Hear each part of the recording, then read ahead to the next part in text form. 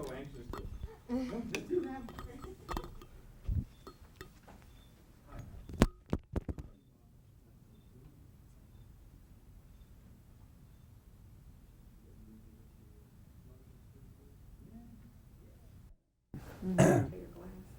Oh, yes, don't get the umbrella in your glass. That's right. Okay. All right. Well, Ed, we've just been sitting here talking about California and earthquakes and where you live in Ojai and your apartment in Los Angeles and all. And anyway, here you are in Dallas-Fort Worth. We ought to be talking about that. Yes. We're happy to have you here, and thanks for coming. It's nice to be here. Thanks. The last time we talked, I remember, was in Los Angeles, and we talked about St. Elsewhere and about your career before that. And now that you've had how many years is it now in St. Elsewhere? We're in our 6th year. 6 years. So how are you feeling about your life and your career and St. Elsewhere and everything?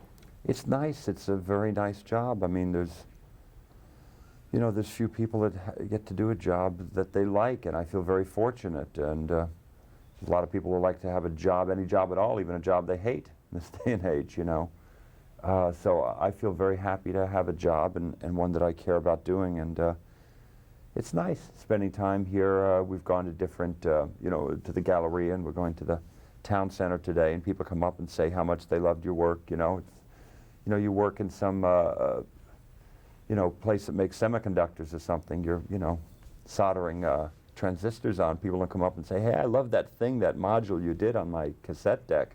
You did a great job. You don't get that in most lines of work. So it's very nice. It's a very nice thing that people come up and say nice things about something that you've done. It's a real treat. How much longer do you think St. Elsewhere will go on? I think this might be the last year. It's the 6th year. I don't imagine it could possibly go past 7 years. That would definitely be the end, in my opinion. But we'll see. We thought the 5th year was going to be the end. It was not. So I think this might be it.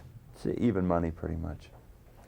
If this is the last year, what would you like to happen to Ehrlich in the final episode? I think he should be made king. I think there should be some sort of latter-day aristocracy that's initiated, and he should be put in charge of everything. The Greater Commonwealth of Massachusetts, perhaps. Start there, and then go big from there. Have you consulted with the producer and the writers on this? No, but I plan to share my views on that now that you mention it. I think they should do something bold like that. You can't play it safe in television. You have to strike out and really, make a mark for yourself. I think they should do something offbeat like that. And then what would you like to program for the future of Ed Begley Jr.? I don't know. I may join the Foreign Legion. I may take a hot bath. I'm not really sure. I haven't made a lot of plans for the future. There's some offers for different movies and TV, and I'll probably do one of them or several of them. And I've been a working actor for about 20 years, so I'll probably keep working. One of the things I love in talking with you, Ed, is that you have this off-the-wall sense of humor, which I find absolutely divine. Where does that come from? I've always been a class clown. From a very early age, I wanted to be a comedian. When asked what I wanted to do, I'd say I wanted to be a comedian. And I did that for a while. I did stand-up. I played the clubs and colleges and concerts, and it's very hard work. And I really respect Howie Mandel, who's on the show, who still does that. I wasn't prolific enough to keep writing new material and keep it fresh for myself, because it has to be. You have to enjoy it if you're going to keep doing it. And I had about a half-hour act, and I wasn't writing anything new. And then TV and films beckoned, and I was busy in that and kind of dropped the act. Are your kids funny? Yeah, I'd say they have a pretty sophisticated sense of humor. I've tortured them from a very early age. I literally would get, nasty remarks and evil stares from people. I always have played tricks on them. I'd be at, Baskin-Robbins ice cream parlor, and they'd have their ice cream. I'd be done with mine. I eat like a pig. It's disgusting. Eat just 2 bites, the cone is gone. And so then the kids would be, you know, licking their little cone. And I go, look, Amanda, look, sweetie, there's Mickey Mouse on roller skates, honey, right outside the window. Where? Where? She'd look like that, and I'd grab a bite or two of her ice cream, and people would become incensed about that, understandably. It's a subtle form of abuse. And then turn around, Daddy. Never mind. Just ask, Daddy. Don't you know to just ask? And I've always played jokes on them. Do they ever offer critiques about Ehrlich and the series? They like the show. They watch it. They used to watch it fairly regularly, and now I guess they've just gotten, you know, kind of blasé about it. But they'll watch the tape occasionally. Yeah, I think I tape them all, so I think they catch up on them and watch them and see what's happening with the story. You're going to do an NBC Movie of the Week, Roman Holiday. Yes. Is this based on the movie Roman Holiday? Very much so. It's the story of a princess in Rome for an evening in that fine city, and she goes in this adventure and winds up with this reporter played by Tom Conti, and I'm his friend and a photographer. And the Eddie Albert part. Exactly. Yeah. And it was very nice being in Rome. I brought my family over, and we were there. We filmed a bit in Portugal. It was very hard to get permits in Rome, and it's very expensive in Rome too, as you've probably heard, and to get the shots in the Spanish Steps and here and there, it's very hard to do it because it's a very, you know, heavily trafficked area, of course. And so they filmed a lot of it in Portugal, except, you know, the Fountain of Trevi and the Spanish Steps and this place and that, and they did some of that, and we were there for several weeks, had a great time in Europe this year filming it. It was wonderful. And who is the Audrey Hepburn part? Catherine Oxenberg plays that part, and she's wonderful. Typecasting, in a sense. Yes, a princess.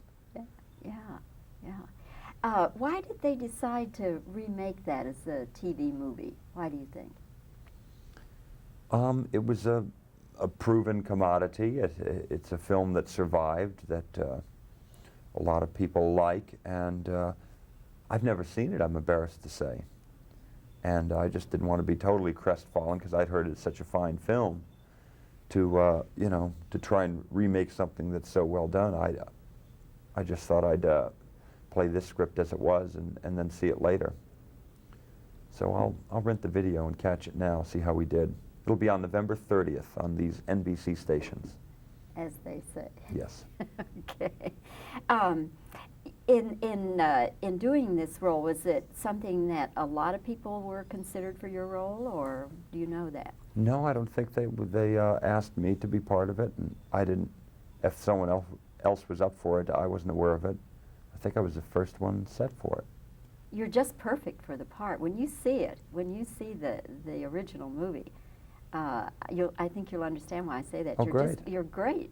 I just knew that that's the part that you would have. You're very kind to say that. Yes. Not that you couldn't do the Gregory Peck part, but you'd be so much better in the Eddie Albert part. Yeah, it's a nice part. I had a very nice time in Europe. Rome is a spectacular city.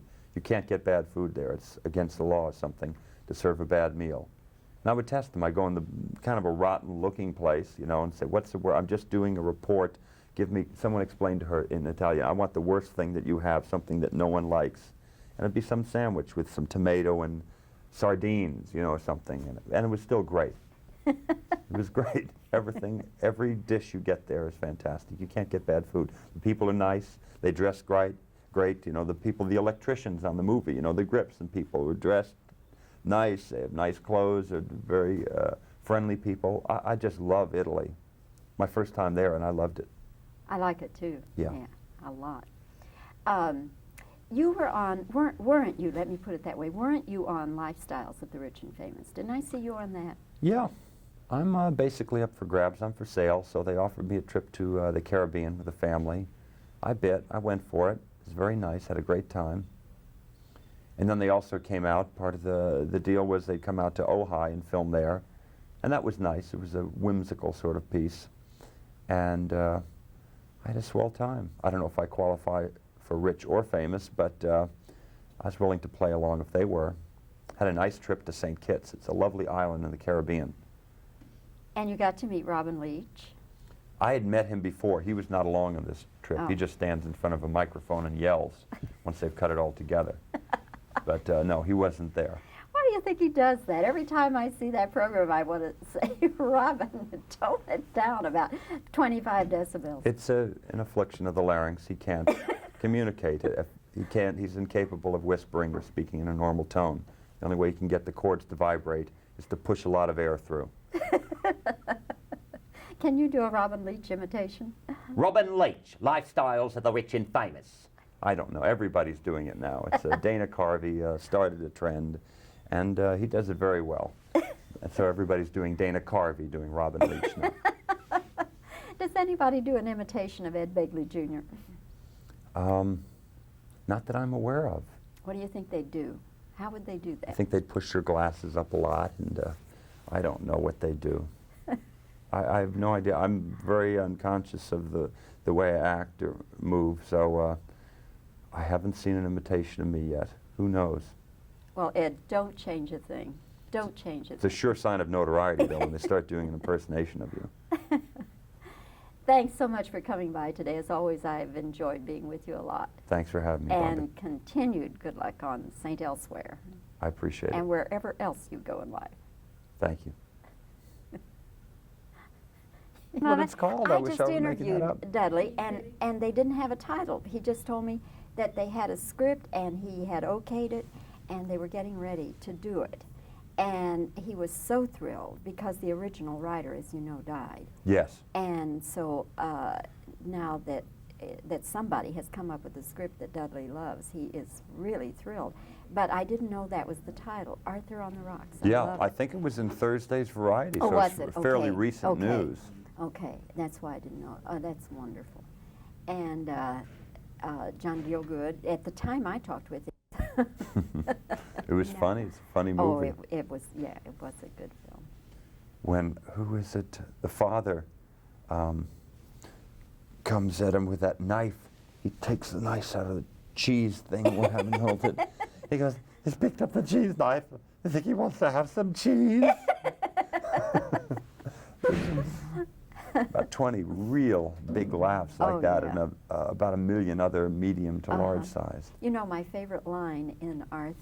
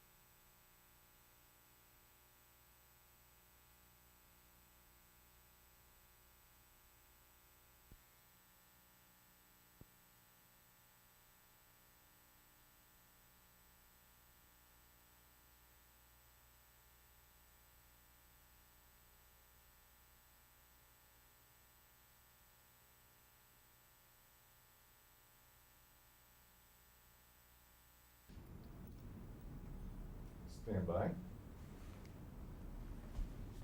Ian.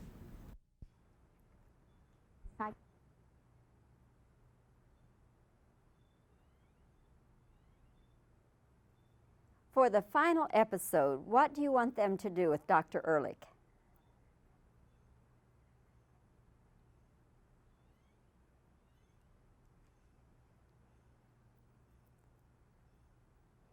How much longer do you think St. Elsewhere, how much longer do you think the series will go on?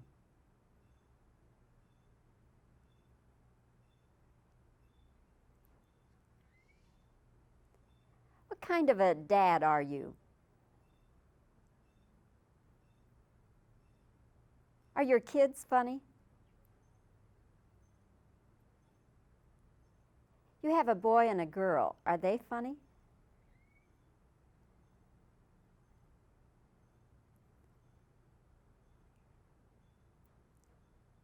The Eddie Albert role?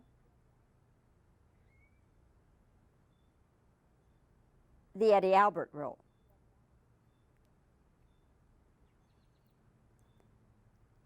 Why are they remaking this movie for television?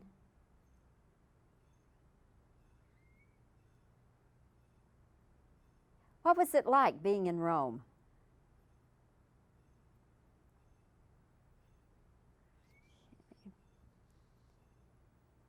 If someone were going to do an impression of Ed Begley Jr., what would they do?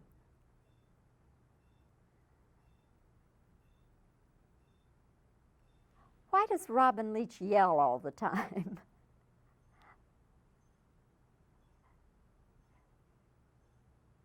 Okay.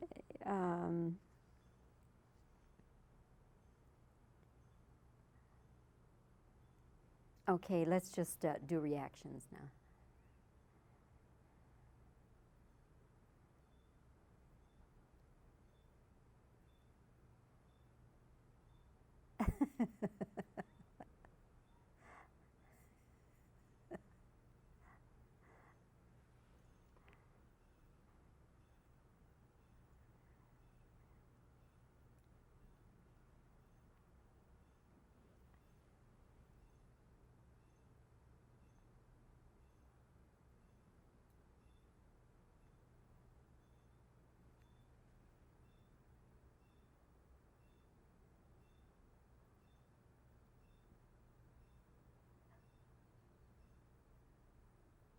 Okay, Patty.